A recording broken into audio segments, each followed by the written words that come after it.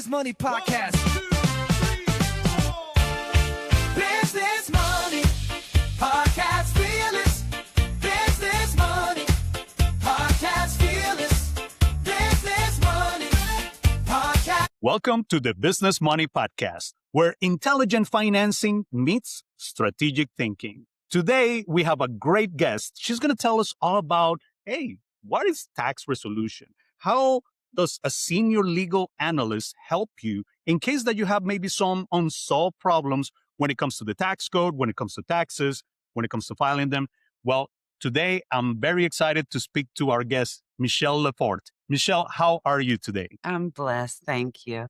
Well, I'm blessed too. Thank you so much. So I'm really excited to go into a conversation with you so we can guide the audience to understand, hey, should I be talking to Michelle right now? Because I have some questions about that I don't know when it comes to filing taxes, to maybe some unsolved problems. So I wanted to give a brief introduction of who you are so we can give context, to our audience. Michelle LeFort is a senior analyst specializing in complex tax resolution cases for individuals and businesses. So she supports attorneys through financial analysis, IRS transcript review, and strategic case planning, addressing issues like liens, audits, back taxes, and she's known for combining technical expertise with empathy, and she helps clients move from crisis to compliance. I love that because it's like, wow. I mean, I really want to talk to you and understand where are we with our taxes. Maybe we have questions. And I know that some people are listening to us and say, you know what, there's a call to action here.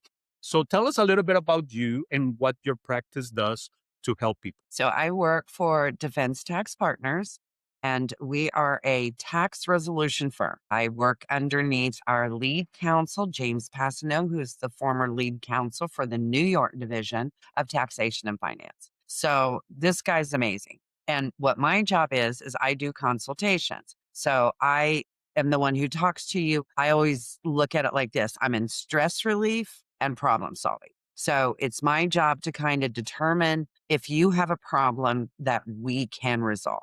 So we go through a 30-minute consultation. We do our consultations for free. We vet you just as much as you vet us. Is this a good case? Can we, give it a win-win situation? So it goes from simple answers to complex matters. Well, I've called the IRS or the state with people on the phone so that I can get a clear indication of what the situation is. Sometimes I have people go on their IRS online account and pull transcripts for me. So again, getting that full picture on the table so that I can dissect what it is that we need to do.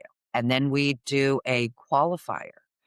Do you qualify for hardship? That makes perfect sense. So, Michelle, one of the things I always say, when people have told me, you know what, I haven't filed my taxes, because guess what? I'm requesting financials all the time. And then when people tell me, like, we haven't filed taxes for a couple of years, I'm like, oh my God, all right. But you might have an issue because guess what? I mean, if you have sold, products or services, there's been reports right there for 1099s. We spoke about 1099. Anybody that receives a 1099 should be listening to us right now and saying, all right, am I compliant? So let's guide the audience on a little bit of how people should look at themselves and say, if someone hasn't filed taxes in years, how serious is that really? And what is the first move that they should make before the IRS actually makes a move on them? Sure. Good question. So the first thing is the law says you have to file your taxes. So you've broken the law. Now, some people have this huge fear of, am I going to jail? Typically, no, you're not.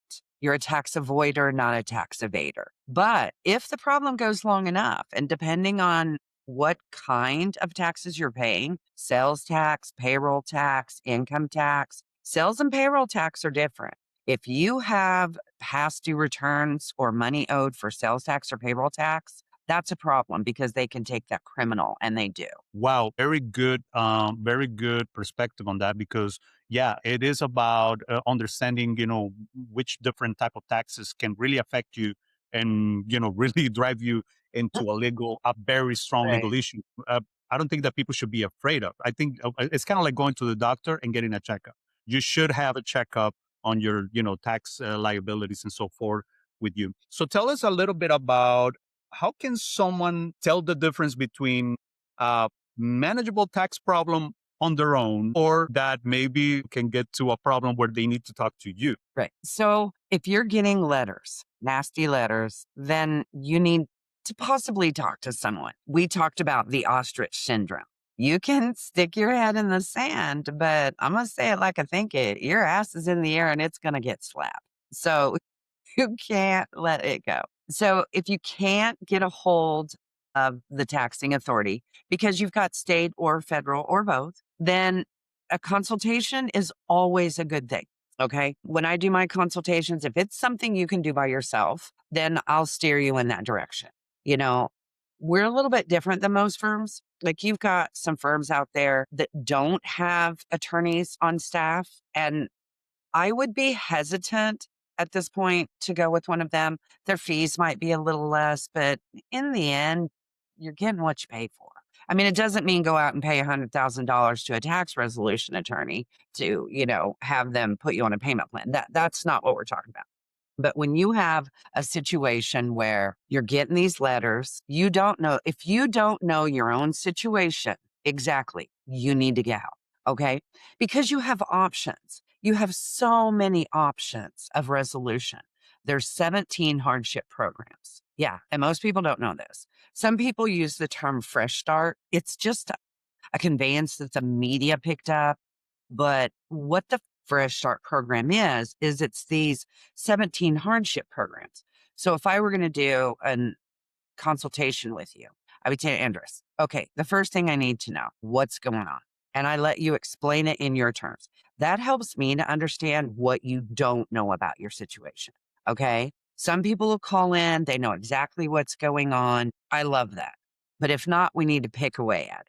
So it helps me understand what you understand about your situation. It helps me kind of make a determination of whether or not you have the capability to do the resolution on yourself. Okay. Here's the biggest problem I see. I'm in trouble. It's extensive. If it's over $10,000, you've got a problem. If it's over $50,000, it's a different category. All right. And this is at the federal level. And if it's over $100,000, you are in the IRS automated collection system high dollar unit. Doesn't matter if it's $100,000 and one penny, you are in that category. I would suggest representation by a qualified specialist. Okay. So if you go out and you talk to these resolution firms that have some EAs on staff, maybe a CPA that they can consult with, you have an issue of what more do they know than you? Okay. And this is where all professionals have different levels of skill. Okay. Here's an example. I have a CPA who's a client, didn't file for 12 years, got divorced, sold $1 million+ house, and gives me a call. And he's like, hey, I'm going to be real upfront. I'm a CPA. And I said, okay, I'm filed for 12 years. I said, okay. He said, the IRS filed for me. I owe like 1.3 million. I said, no, you don't. He goes, exactly. I don't owe that much money. And I said, well, you know the deal. They'll file it for you if you don't file, and they don't give you any breaks. It's always exaggerated. So the first thing we want to do is go back and file correct returns, original returns, to replace the substitutes. So sometimes we have that available. So we just start going through the process of where are you? What can we do to steer this in a direction of one, compliance, and two, a resolution of hardship? Do you have a payment plan? Is it a reduced payment plan? Do you have to pay it all back? Okay. Can you get a penalty abatement? I love to put ads out that say, have you gotten a refund for the penalties that you paid to the IRS? If not, give me a call. Okay. So when I think of strategy, the one thing I think of is, do you, one, understand what that means? Okay. Two, if you're riled up about paying penalties, I know you owed money, because if you didn't owe money, you wouldn't have penalties. So there's a probability of having a resolution necessary. So when you can catch somebody's attention that way, it tells me one of two things. My clients tend to have the characteristic, they are procrastinators, okay, all of them. So it's fine, no shame, no blame. I'm not your judge. But the second thing is, how far along in the procrastination process are you?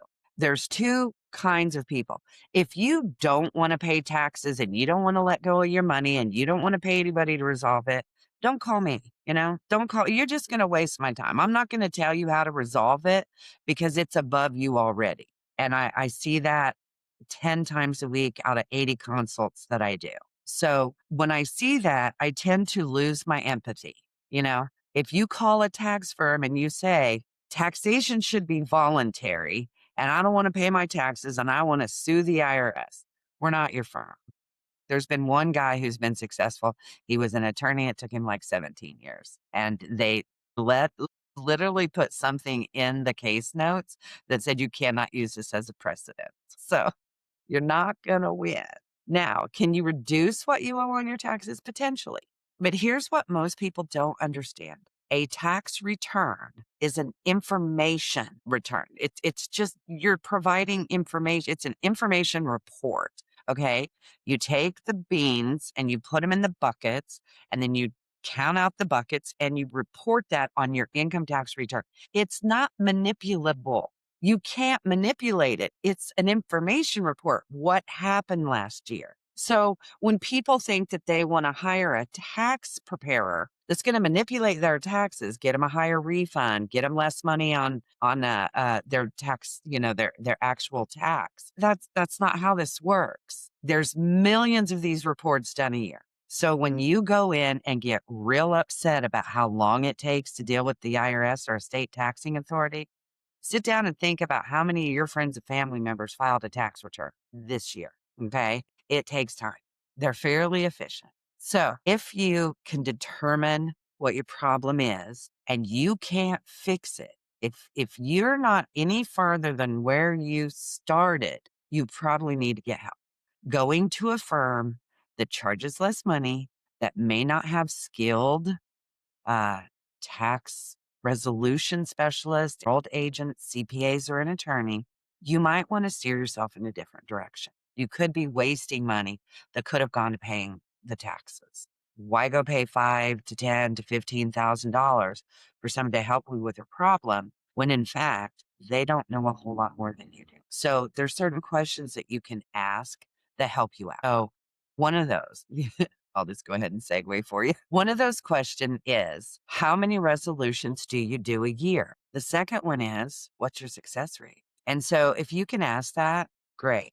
Now, most of the time when you call a resolution company, you're going to get what we call a salesperson. I'm technically a salesperson. I bring people aboard. I create the service agreements, but I'm not a persuasive salesperson. I'm a service provider. So determine whether or not who you're talking to is a service provider or a salesperson. If you feel like you're buying a car and this price is negotiable, you're not in the right place. They just want money. So that's the stickiest part of, do you need help? Do you not need help? Yeah, you need help. Now, where do you get the help? That's a harder question. Does that make sense? It makes perfect sense, Michelle. Actually, you mentioned something earlier that I completely align with you. At Evermore Capital, we have conversations constantly about access to capital, loans. So most people want money, right? But when we start having the conversation, we also see where they're at in their two buckets. Are they ready to do the work to make sure that we have everything in line to qualify for prime capital? I mean, I give them the option. I said, like, look, we have SBA funds that, are banks, non-banks. We have capital in different sources, but each of them have different requirements. And of course, we want to be able to help you with prime capital sources. But if you're not ready to provide the full financial picture, or maybe fix and adjust what needs to be adjusted so we can get you that prime capital, like you mentioned empathy. I have empathy for people that are, when we start moving fast. When Right. you start seeing a lot of people that are kind of like tire kicking, well, let's Right. see if maybe I just told him what I want, and that's an application, or that is not an application. I mean, true commitment of really being ready to fix things. That's what I love. So you mentioned that. I love that you also really explain where people are in the stages, right? So you really guide people through it. We mentioned, there is a level of understanding that we need to have about the company and about the person if they're ready to fix their tax resolution. So And knowing that, what is the biggest misconception that people have about owing the IRS, on their taxes? That it can be reduced or manipulated. That is, you're right. And you mentioned that. And I think that a lot of people think that there is a secret sauce, secret formula to go and manipulate that, and that it doesn't really work like that. The tax code of the United States, has, definitely, all the guidelines, the codes, and, what, items are qualifiable, and we can go into section 179 and other things, like that people talk about. But I do want to ask you, because right now we are experiencing some changes in the tax code. So what has changed in the last year in taxes? Gosh. Okay, let me get this. So this has been a doozy. Okay. And I'm going to give you the one that I noticed that impacted me the most. I got 2 calls in 1 week from young females, which it concerned me. They had been pulled over by the IRS Criminal Investigation Division. We call it CID. Blue lights and sirens. Yeah. Wow. And I'm like, wait a minute. And I call my attorney and I'm like, James, I have someone who says they were pulled over. She's literally sitting there. They're behind her. And he's like, what? 27 years of doing this. And he looked it up. The Criminal Investigation Division is a part of law enforcement. And now they've been given, I don't know if they had them before because we've never heard of it. I've been in it 9 years and my boss has been in it 27. Never heard of that. So we looked it up. Absolutely. So they can pull you over.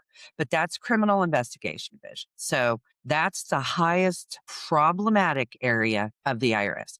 If you get something, they'll give you a business card and it'll say CID in part of their email address. That's you're being investigated or part of an investigation of tax fraud or tax evasion. That's the criminal division. So that's changed there. The second thing that's changed with criminal investigation division is they are harder and faster. Okay. So what used to take a moment to investigate is coming up pretty quick. We've seen more charges pressed faster. Collection activity. Number 2. This is egregious and aggressive. Okay. This is what everybody's afraid of. Are they going to levy my bank account, wipe it out? Are they going to garnish my wages for 25% or more? States can go more. Virginia, I've seen a couple of 100% garnishments. And what that means is you don't get any money until what you owe is paid. If it's 25%, they'll take 25% until your liability is paid. So those are hardcore. Liens, here's how I look at a lien. A lien is technically against any of your assets, but the IRS is not in the car business. They're not going to take your car. Okay. They're going to come and get your house. But what they will do is put a lien on it. So there's 2 types, informal and formal. So informal, if you read publication 594, which is the collection process publication. So IRS publication 594. 5th page, upper left-hand corner says they have the right to really go after you after you get your first bill, 30 days after your return. So they have the right to collect, and it tells how. So they're much more egregious, much more aggressive. States, they don't have funding. The Fed cut their funding. If you look at how we finance our government, it's through DEA, customs, and income tax. That's it. Okay. If you want to go get food stamps or you want to go get Obamacare, or if you want to go get whatever other program is funded, Medicaid, Medicare, Social Security, all of these things, those people are paid and those programs are funded by customs, DEA, and income tax. All right. So when you about paying your income tax, be careful because you got to look at what you're getting from it as well. All of those programs. So very, very true about this. And I think also understanding that, basically as Americans and as law-abiding citizens, we need to keep all of these things really straight. We cannot, and I think, we talked from the beginning on, when people should really look into this. I think that people should really do things right from the beginning, choose the right type of advisor in this case. As you mentioned, Michelle, one of the things I see a lot is basically, some taxes that are filed incorrectly because they went to maybe a person that And that's and they didn't go and say, hey, I want to be basically compliant. No, they went as like, I want to pay the least amount of money. So Right. that's the wrong question. To me, that's the wrong question. Is, look, if you do You could things right, I change mean, that to, I want to pay legally the least amount possible. it's, you see, one word. One word. One word. I love that, Michelle. Well, Yeah. very, very interesting. So tell me, when it comes to, okay, they start talking to you. You mentioned about the compliance. Number one, compliance, making sure that, you get them compliant into filing the taxes, the qualifying for hardship, and the resolution. Tell us about the process time wise. So, how long can somebody expect to go through this process if they're considering right now that they're listening to us? How long can they be working on this? Realistically speaking, if you have a levy, a lien, egregious collections, we can usually resolve those within 30 days. Hmm. Okay. The more acute cases. But when you're talking about just basic resolution, you owe money, you can't pay it, you have to do a financial. And people don't always know their finances. If I can give one piece of advice to anyone financially, it is look at your money every day, know where it's going, know where it's coming from, and continue to drive revenue streams, whatever that means. If you're a W-2 employee, that's fine. What can you add to that? Because it's not solid right now. Our economy, the petrodollar, I mean, pay attention, people. I Pay like that, Michelle. attention. Yeah, I mean, I don't want to get into that because I listen to this stuff all day. Well, we should get into it. This is where the shameless plug into what we do here at Evermar Capital. We're not only on the capital side of the transaction, but we also have a division that is in the what we call mergers and acquisitions, fusions, expansions, and franchising. Those are the strategies to be able to grow a company. Right. Well, guess what? Now our conversations are more than ever with C-level executives, middle management employees, W-2, that are seeing that there's not a pathway maybe into their careers, maybe they're experiencing layoffs. Unfortunately, that is the world we're living in right now because of basically technology that's being deflationary economy-wise, but it's also causing companies to look at positions and they're getting obsolete. I mean, there's no way around that. I mean, and that's why we have to be aware of what we're talking about. So I believe that we're gonna have one of the biggest resurgence of entrepreneurs and business owners right now. Most people are gonna enter. I mean, and we see this with Gen Zs. Then Gen Z is becoming the tool bill generation. We've talked about this before several times. Guess why? Why? Because some of these young and people that are getting into the labor force, they're understanding that going to college to go for a 4-year degree maybe doesn't set them up for success as surely as when years prior, like let's say, when you and I, we were entering the workforce. Right. So we have to now create a pathway for our young people to become entrepreneurs. I'm part of a couple of organizations. I'm the vice chair of one of the biggest Hispanic Chambers of Commerce here in Houston in Spanish. It's CELH. And we have committees that we are giving education, guidance for new young entrepreneurs, for young people that is entering the labor force to help these young entrepreneurs as well, because Right. it's a 70-30 split. 30% of the people are going to be coachable to be business owners. The other 70, they need a job. And we need to create those jobs through new entrepreneurship as well. So, Michelle, that's why I think it's good to talk about this. This is why eventually, like what we want is basically make sure that people know that you are here to be able to help them if they're already into that problem. Or maybe, I mean, I don't know if I'm wrong to say this, but maybe if they're compliant and everything, but they want to do a conversation with you to make sure that everything is compliant. I don't know if that's basically something that you do. So we do what we call strategic tax planning. We also help people open businesses. We do the legal documentation. And Hmm. so there's a lot. I want to go back to what you said. To me, there's two classes that miss from a high school education. Okay, we're required to have this. You never have a taxation class and you never have an interest class.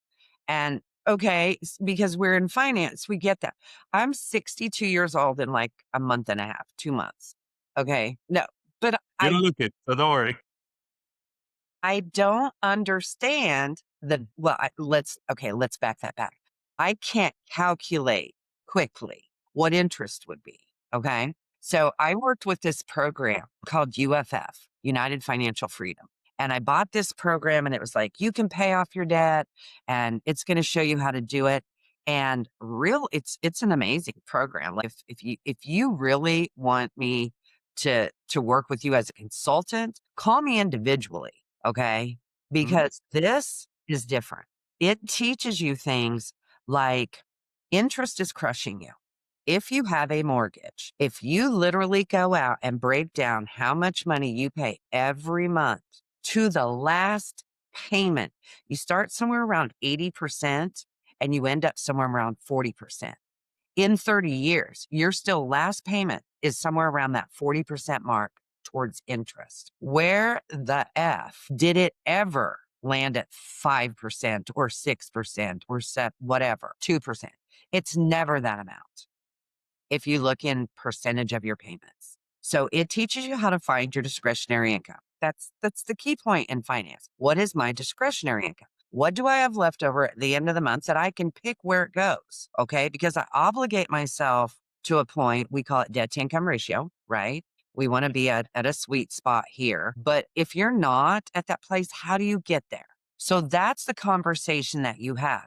Like, since I've been doing tax resolution, I opened Champion Performance Enhancement Academy and created a virtual training app. Okay. From there, I opened Champion Sports Complex and Hotels. I don't have 1K because I don't believe in it. That's me. I'm not going to give another company my money to go create a business. I'm going to do it myself. Okay. That's entrepreneur. All That right. is, I love it. And we even turned just because of, I mean, the tariff wars crushed us. This tariff yo yo, I mean, I don't have anything good to say about it other than all that money that you got divided it equally among American consumers and give us our money back because equally we all lost money on it. Okay. So when I look at financial structure, how I want to build my revenue streams. Do I need a side gig? If I have enough money to pay my bills for 6 months in savings, I'm okay. I'm okay. That's it. I'm midline. Okay. I'm not wealthy. I'm not poor, but that 6 months can go quickly. If you have your money in a 1K, what has that looked like? And I'm going to ask you to answer this for people. What does your money in a 1K in your investment portfolio that's, let's say, midline risk? We want to make some money. Okay. It's not the safest, it's not the riskiest. What happened to their money this year, Andres? What happened? Yeah. I so right now, if you look at your K or your investment portfolio, and if you are heavily in any of the SaaS companies or the tech companies, you're going to see right now a decrease in the value of those. I mean, and again, this is not a financial, what is it? Just a conversation. Advice. This is just a conversation. This is just opinions. But I am looking at it and I know that all those SaaS companies right now that we have used, technology is deflationary, but tariffs and all of the things that have been happening, basically, with the United States and our relationship. I mean, I just came back from Mexico City. I think I was telling you before, Michelle, and I went to speak we were expecting about 40 business owners or 40 entrepreneurs in Mexico City. We have over 90. And we even had the mayor of Mexico City there with us, of Cuauhtemoc. She was there with us. So what's happening? The Mexico, United States, Canada relationship, basically right now, well, of course, with this, we've been experiencing some frictions. But what we need is to align because regionalism is going to happen and we depend so much from one another. Lumber, and major products from Canada are huge here in the United States. 50% of the food products, anything from vegetables and you name it, come from Mexico Yeah. to the United States and Canada. So I talk to We, my Canadian clients as well, and they're like, yeah, we need that, to function properly. right. So, Yeah. and that component. play so hard in the changes that you would see this last year. To go back to that question, faster notices, more automated, absolutely. Increased focus on specific target, which is high income taxpayers, digital asset owners like cryptocurrency, which was never regulated. But if you traded it, you got a 1099 if you made any money. And those are disastrous. Large partnerships. Okay. So not necessarily corporations, but these little companies that start out and then they start making some money. They hit $500,000 in an LLC. You're a target. Like, you're a target. Worker misclassification. They're really gnawing on some of these things. Go ahead, because I love worker misclassification. Well, very good point. Because we were speaking of industries that I see a lot of that, which construction. I mean, we talk to a lot of construction, of course, because I speak Spanish and you name it. Right. And so how does that affect? I mean, let's guide the audience right now and to tell them, what they should know about that and what can you teach us? So I like the business side of it. If you told your employee where they had to be, when they had to be there, what they had to do, and you gave them the tools to use it, that's an employee, not a contractor. Okay. I'm a contractor in my job. I will say I work for the company, but I'm a contractor. I show up when I want. I leave when I want. I use my own tools. I get my own training. When I onboard someone, I have documents that the company gives me for their payments. That's it. That's the extent of my job. I'm not required to say certain things, do certain things. Okay. Now, there are protocol that if I would breach those, I could lose my contract. Okay. But that's a contract position. I have a little retail store and I use 1099 contracts. If you work for me there, you go into the pool of employees, you all figure out your schedules, you do what you want. These are the open hours. I would prefer that they get covered, but this is for you. What do you want to do? Now, is it on the verge? Possibly, possibly. But I don't tell them they don't get fired if they don't show up. Okay. One girl was late 3 times this week and she was like, I'm so sorry. And I'm like, it's okay. But 3 times seems like 3 times too many. Let someone else work those beginning shifts. So, it's there. If you're truly misclassified, you can turn it into the IRS. Chances are nothing's going to happen. Really. Chances are nothing's going to happen. There's certain industries where we see it, like construction, roofing, absolute trucking. They bang down on trucking. And so trucking's not as bad anymore. But here's what happened. When the truckers went to W-2s, they don't feel like they made as much money. But you did. You're making more money. You're not paying for your tolls and your drinks.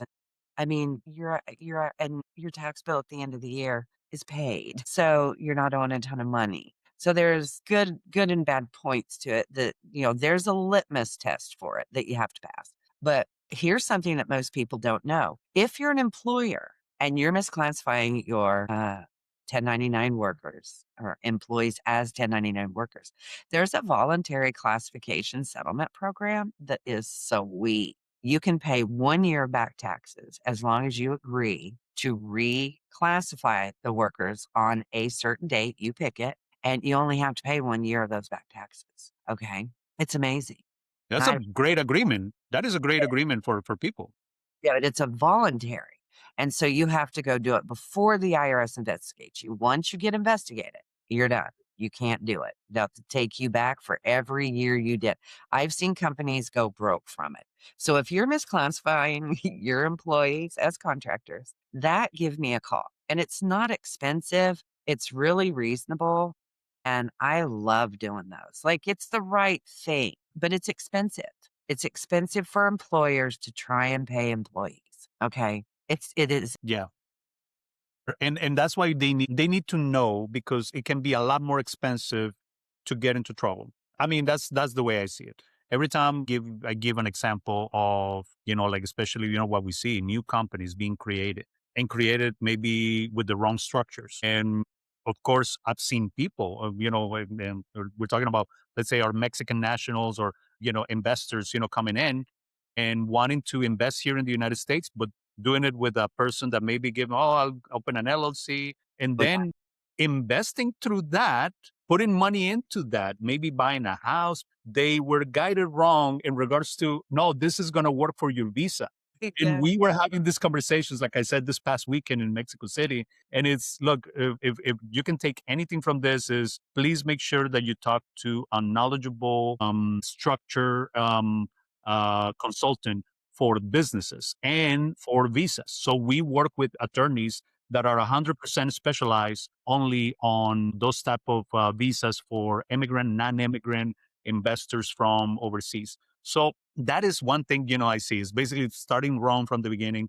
But that's why we had got to have these conversations. Well, Michelle, you and I think that we can talk for like about 3 hours, and I think people will listen to us because there's really good information. But we want to be respectful of everyone. I don't want to commit everybody to stay with us all day. So let's wrap it up and let's have at least a call to action.